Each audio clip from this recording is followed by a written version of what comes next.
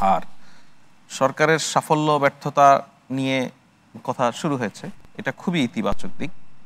সংস্কারের যেই আমার ভাই বলছেন যে প্রত্যাশা, সেইটা এই সংস্কারের যে প্রত্যাশাটা নানান স্তরের মানুষের কণ্ঠ দিয়ে ব্যাপকভাবে এখনো আসছে, এটাকেও আমি ইতিবাচক মনে করি, ইতিবাচক দিক। আপনি দেখুন সবকিছু ইতিবাচকভাবে এখন সরকার তো ইতিবাচকভাবে দেখবে না কেন?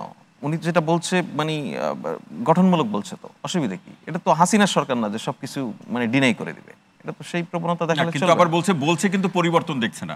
হ্যাঁ, বলছে পরিবর্তন দেখছে না, বলছে তারপরে ওষুধ খাচ্ছি কাজ হচ্ছে না, আরেকটু খেতে হবে, অসুবিধা কি? এটা তো বলবে, অসুবিধা নেই তো। এটা বলবে না কেন? এই যে মানে বলতে পারবে না, এই ধরনের প্রবণতা থাকার তো কোনো কারণ নাই। আপনি যদি খেয়াল করেন, জাতির উদ্দেশ্যে দেওয়া প্রথম ভাষণে প্রফেসর ইউনূস বলেছেন যে আপনারা আমাদের সমালোচনা করুন। উনি তো ওটাকে রেসপন্স করছে, উনি তো দায়িত্বশীল নাগরিক হিসেবে কাজ করছে, দায়িত্বশীল রাজনৈতিক হিসেবে কাজ করছে। এখন যে সমালোচনা বা ভুল ত্রুটি কথা বলছে সেটা আপনারা আমলে নিচ্ছেন কিনা? আমলে নিচ্ছি, অবশ্যই আমলে তো নেওয়ার জন্যই ওনারা বলছে। যতটুকু সরকারের সক্ষমতা আছে উনি বলেছেন, সক্ষমতা যতটুকু দিয়ে পারছে করছে। এখন সংস্কারের যে বিষয়টা, সংস্কার তো মানুষ চায়। এখন উনি ধরেন কথার কথা চাইলো যে এই যে আন্ত ক্যাডার বৈষম্য, ধরেন আপনি জনপ্রশাসন সংক্রান্ত সংস্কারে, এটা দূর করতে হবে।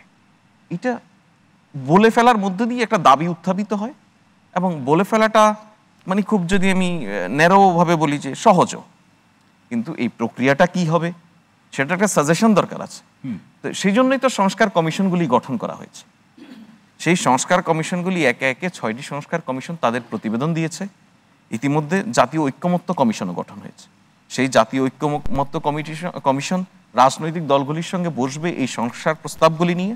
সংস্কার প্রস্তাবগুলি ইতিমধ্যে নানান ধাপে ভাগ করা হয়েছে, কোনটা এখনই করা সম্ভব, কোনটা করার ক্ষেত্রে কোনো আইনগত পরিবর্তন আনার প্রয়োজন নেই কিন্তু সংস্কার করা সম্ভব, কোনটা করতে গেলে সংবিধানে হাত দিতে হবে না, সেটা কিভাবে করা সম্ভব। এই সংস্কার এই যে কমিশনগুলোর গঠন এবং তাদের কার্যক্রম নিয়ে ফয়জ আহমেদ, রাজনৈতিক দলগুলো যে কথা বলছে সেটা আপনি জানেন, আপনি এর আগে কথা বলেছেন। আবার নতুন করে আলোচনা এসেছে যে নির্বাচনকে দীর্ঘায়িত করার ক্ষেত্রে এত ধাপ অনুসরণ করা হচ্ছে, এই এতগুলো ধাপ শুরু থেকেই একেবারে সম্পন্ন করা সম্ভব হতো বা সেই সুযোগটা আছে রাজনৈতিক দলগুলোর। না, কোনো অসুবিধা নেই তো। আপনি রাজনৈতিক দলগুলি বলছে, ধরেন আমার ভাই পলিটিক্স করে, জি, আবার আজকে দু একটা রাজনৈতিক দলেরও বক্তব্য শুনেছি, অনেক ধাপ আছে। তো আপনারা প্রথম ধাপে যখন বৈঠক হবে বলে দিবেন সব মিলে যে সংস্কারের প্রয়োজন নেই, বলে দিবেন প্রথম ধাপে, বলে দিবেন, আপনার কাজে গিয়ে যাবে। সংস্কারের প্রয়োজন যখন আপনি বলবেন প্রয়োজন নেই, পলিটিক্যাল পার্টিগুলি এই জায়গায় ঐক্যমত্যে আসবে, তারপরে নির্বাচনের প্রস্তুতি শুরু হবে যে অবস্থা আছে সে অবস্থায়। মানে ধরুন আলোচনার প্রেক্ষাপটে রাজনৈতিক দলগুলো যদি বলে, কিন্তু না, এটা প্রধান উপদেষ্টার বক্তব্য যে আমি যেই সংস্কারের প্রস্তাবগুলি আসবে সেই প্রস্তাবগুলি পলিটিক্যাল পার্টিগুলির সামনে উপস্থাপন করব। তারা যদি বলেন যে এতটুকু সংস্কারের প্রয়োজন আছে, সে ততটুকু হবে, যতটুকু দরকার নেই ততটুকু হবে না। এটা জাতির কাছে পরিষ্কার বক্তব্য ওনার। বলেন কোনো সংস্কার দরকার নেই, সংস্কার করব না, নির্বাচন দিয়ে দেব। আমি জাস্ট ওনাকে ইকো করলাম, আমি ওনার বক্তব্যটা রিপ্রোডিউস করলাম। সো এই জায়গায় কনফিউশনের কোনো কারণ নেই। তাহলে সেক্ষেত্রে দায় থাকবে কার?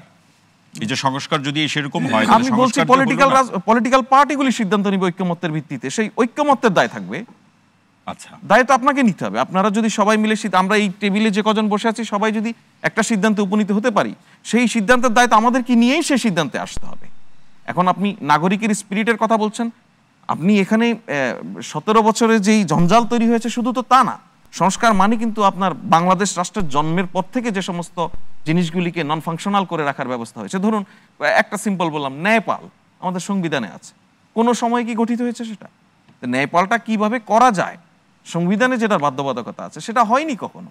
সেটা সংবিধানে আছে কিন্তু ন্যায়পাল আসলে দেখতে কেমন হবে, দেখতে কেমন হবে আমরা তো দেখি না, কখনো হয় নাই। তো সেটার জন্য তো একটা সুনির্দিষ্ট আইডিয়া নিয়ে, সুনির্দিষ্ট একটা আইডিয়া থাকবে, সেগুলি নিয়ে কাজ হচ্ছে।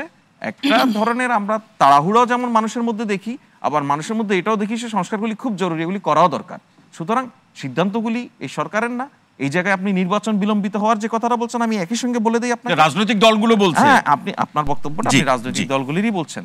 আমি আপনাকে বলে দিই, প্রধান উপদেষ্টা যেই বক্তব্যটা দিয়েছেন, যেখানে তিনি বলেছেন যে নির্বাচন এই হলে ডিসেম্বরে, আর নয়তো আগামী বছরে আরো কিছু সময় লাগতে পারে, সেটা আগামী 26 জুন, হ্যাঁ জুনের মধ্যেই, জুনের মধ্যেই।